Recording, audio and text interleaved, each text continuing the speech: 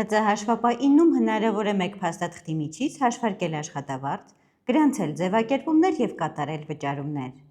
Այս հնարավորության շնորհիվ հաշվապահների և ՄՌԿ մասնագետների աշխատանքը դառնում է առավել արդյունավետ,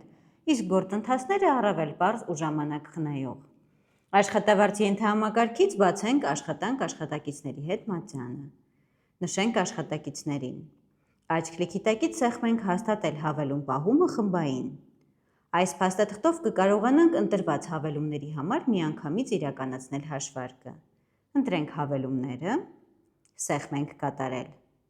Խմբավորել ըստ տաբելային համարի նշիչի օգնությամբ տեսնում ենք աշխատակիցներին ըստ իրենց հավելումների։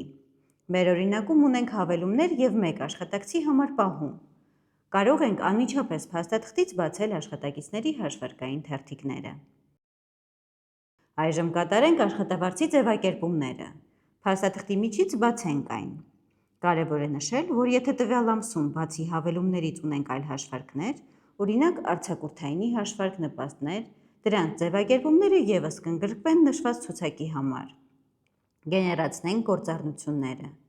Սեղմենք հիշել և փակել։ Ձևակերպումները գրանցված են։ Այժմ կատարենք վճարումը։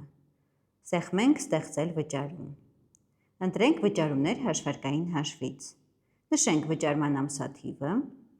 Լրացնենք մեկնաբանությունը։ Գեներացնենք գործառնությունները։